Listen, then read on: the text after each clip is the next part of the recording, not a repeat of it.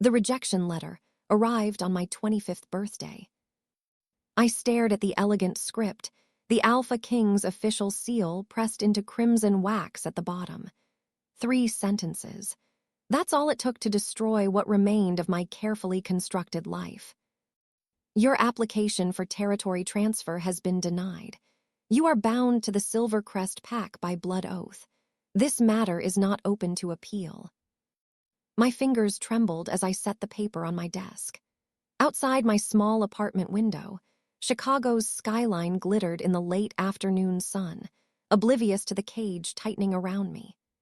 I'd spent 2 years planning my escape, saving every dollar from my job at the university library, researching packs in California that might accept a lone wolf with no connections and a past she refused to discuss. 2 years, wasted. The knock at my door was soft but insistent. I didn't need to check the peephole to know who it was.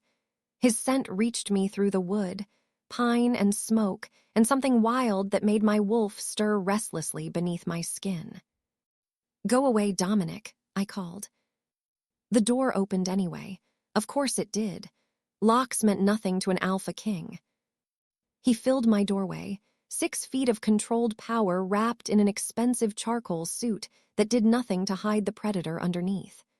Dark hair, amber eyes that seemed to catch and hold the dying light. Scars on his hands that spoke of battles I'd never asked about. "You can't keep avoiding me, Aria," he said. I turned back to the window, arms crossed. "I'm not avoiding you. I'm ignoring you. There's a difference." His laugh was low, almost amused. 5 months. You've managed to be everywhere I'm not for 5 months. That takes dedication. Or desperation. The word hung between us, sharp as broken glass. I heard him move closer, felt the heat of him at my back. My wolf pressed against my ribs, wanting things I couldn't afford to want. Wouldn't let myself want. "Why did you deny my transfer?" I asked, hatting how my voice shook. Silence, then quietly, "You know why." I spun to face him, anger finally breaking through the numbness. "I don't. That's the problem. You show up at my library 6 months ago asking questions about ancient pack genealogies. You start appearing at every pack gathering, every council meeting, watching me like I'm some kind of puzzle you can't solve. And now this." I grabbed the rejection letter, crumpling it in my fist. "You're trapping me here and you won't even tell me why." His jaw tightened. "I'm not trapping you." "Then what do you call this?" "Protecting you." The words hit me like a physical blow. I stepped back, my hip hitting the desk. "From what?"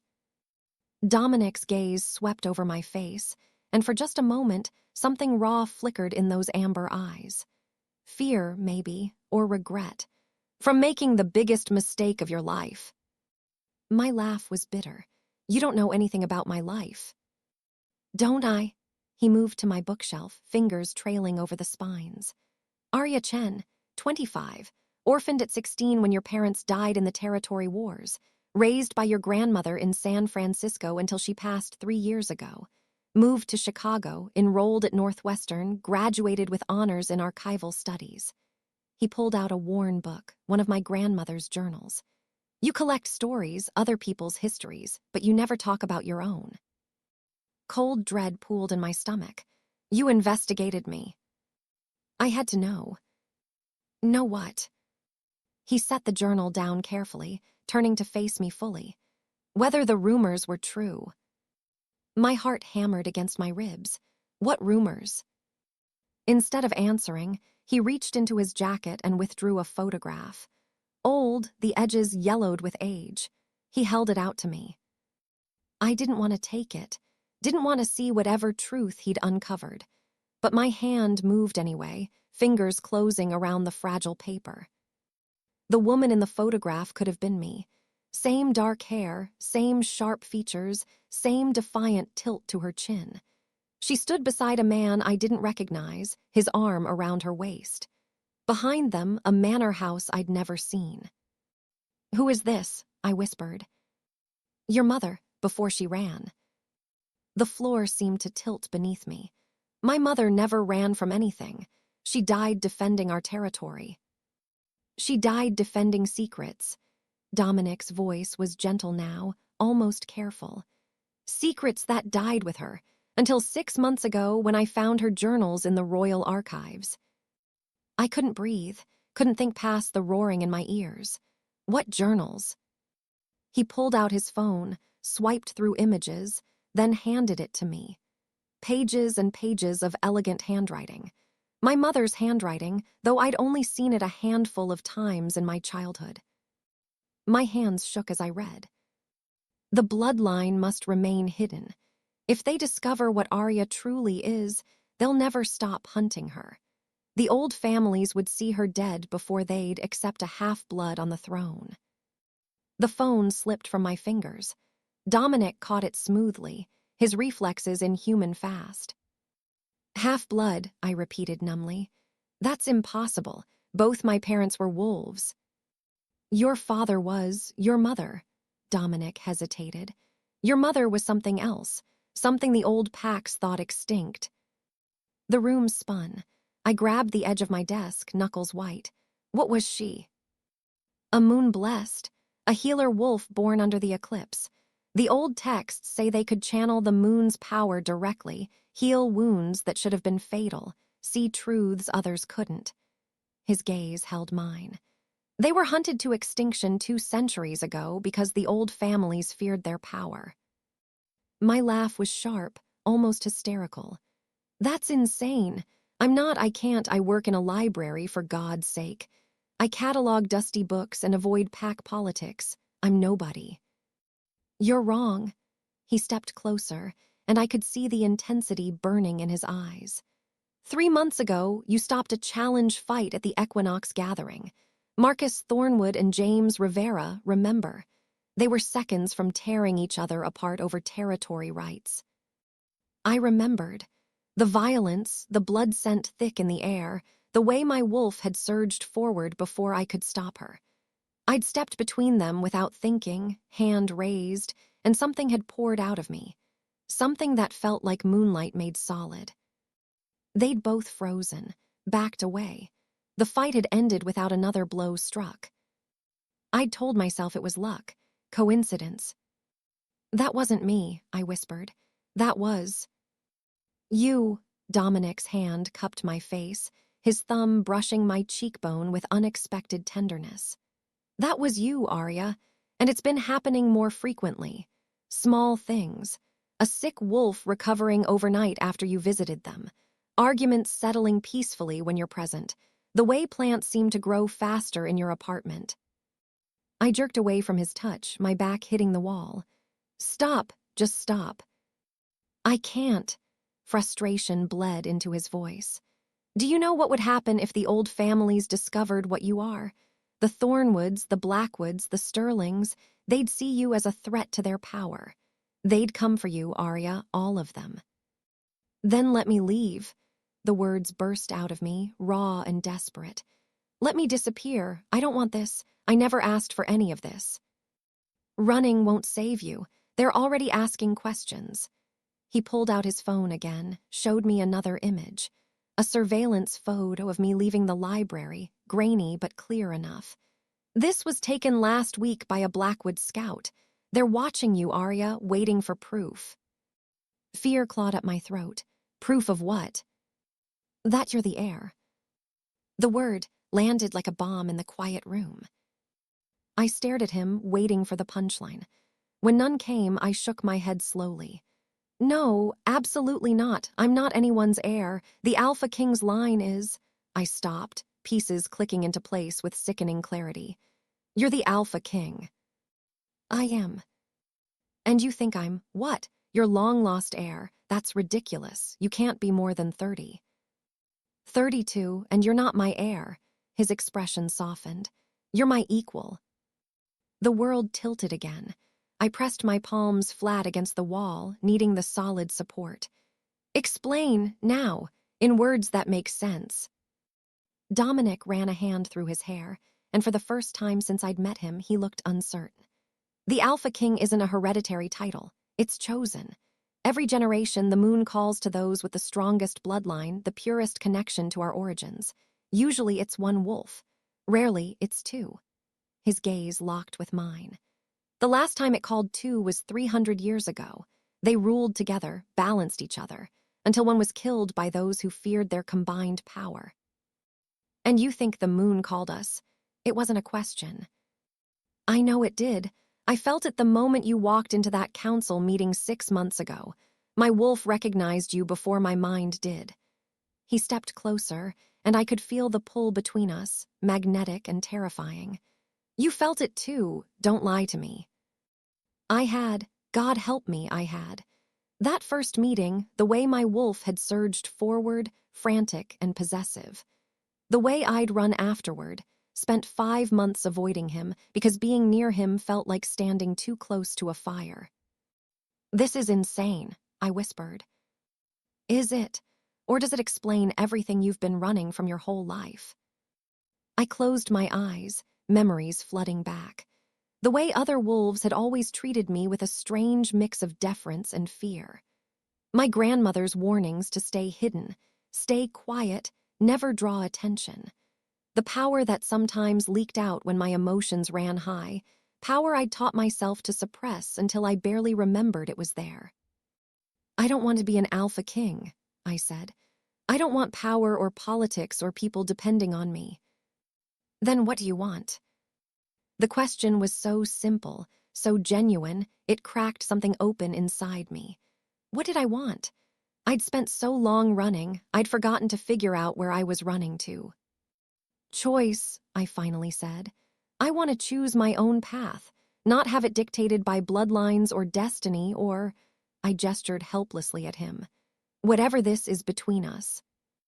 Then choose. Dominic held out his hand, palm up. An offering, not a demand. Stay in Chicago. Let me teach you to control your power.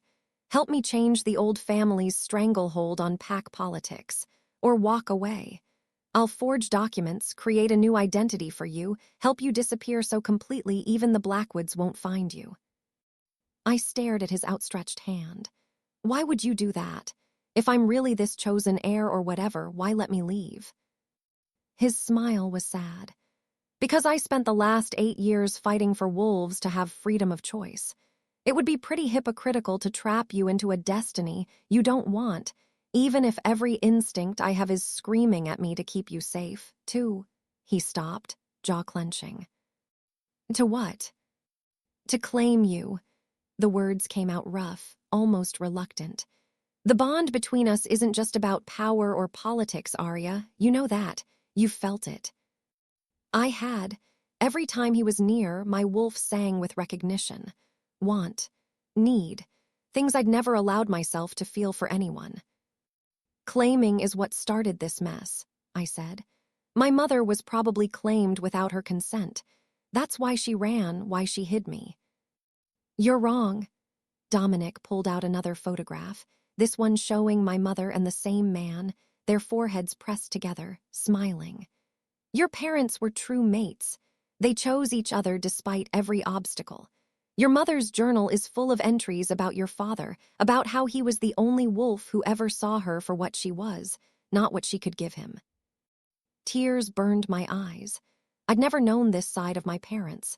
Never knew they'd faced the same impossible choice I was facing now. They died for it, I said, for choosing each other. They died protecting you. There's a difference. He stepped closer, and this time I didn't back away. I'm not asking you to die, Aria. I'm asking you to live, really live. Stop hiding who you are. And if I can't, if I'm too afraid. His hand cupped my face again, and this time I leaned into the touch. Then I'll be afraid with you. We'll figure it out together. The truth hit me like moonlight breaking through clouds. This wasn't about destiny or bloodlines or ancient prophecies. It was about choice. My choice. Stay and fight for something bigger than myself, or run and always wonder what might have been. I looked at the rejection letter crumpled on my desk. At the photograph of my mother, brave enough to love despite the danger.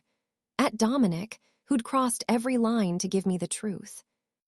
If I do this, I said slowly, we do it my way. No forced bonds, no claiming ceremonies.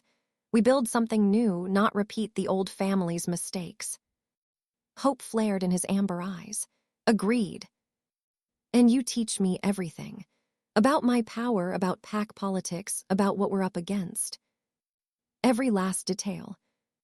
I took a breath, feeling the weight of the decision settle over my shoulders. It didn't feel like a cage. It felt like armor. Okay, I said, I'll stay. His smile transformed his face, making him look younger, less burdened. You won't regret this.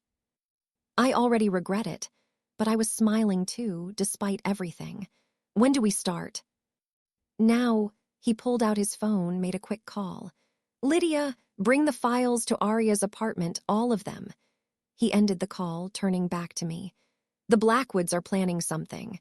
A challenge at next month's gathering. If we're going to stop them, we need to move fast. My heart hammered, but my voice was steady. What do you need me to do? Be yourself. His hand found mine, fingers lacing together. Let them see what a real alpha king looks like. No fear, no hiding, just pure, undeniable power. A knock at the door interrupted us. Dominic opened it to reveal a tall woman with short-cropped hair and sharp eyes. She carried a box stuffed with files. Lydia, this is Aria, Dominic said. Aria, my second-in-command and best strategist. Lydia's gaze swept over me, assessing. Then she smiled. About time. I was starting to think he'd lost his nerve. It wasn't my nerve in question, Dominic said dryly. I took the box from Lydia, setting it on my desk. Inside were dossiers, photographs, maps, evidence of a conspiracy spanning decades. The old families, working together to suppress any wolf who threatened their power structure. This is what we're up against, Lydia said, spreading documents across my desk. The Thornwoods control the western territories. The Blackwoods have the east. The Sterlings hold the south. Between them, they've blocked every reform Dominic's tried to implement. Until now, Dominic added. With you, we have leverage, proof that the old ways aren't the only ways. I studied the documents, my mind already working through the implications. They'll fight this, fight me. Let them, Lydia said. We've been waiting for a fight worth having. Over the next 3 hours, they laid out the entire plan. The gathering next month where the old families would make their move. The allies Dominic had been cultivating in secret. The legal precedents we could invoke to challenge the old power structure. And my role in it all. You don't have to do anything you're not ready for, Dominic said, as Lydia left with promises to return tomorrow with more information. We can take this as slow as you need. I looked at the evidence scattered across my desk. At the photograph of my mother, who'd been brave enough to love despite the cost. At Dominic, who'd risked everything to give me the truth. I'm done being slow, I said. I'm done hiding. If the old families want to fight, let's give them one they'll never forget. His smile was fierce, proud. There's my Alpha King. Co-Alpha King, I corrected. Co-Alpha King, he agreed. As the sun set over Chicago, painting my small apartment in shades of amber and gold, I felt something shift inside me. The power I'd suppressed for so long unfurled like wings, and for the first time in my life, I didn't fight it. I embraced it. The future was uncertain, dangerous, full of battles I might not win. But it was mine, finally completely mine. And I was done running.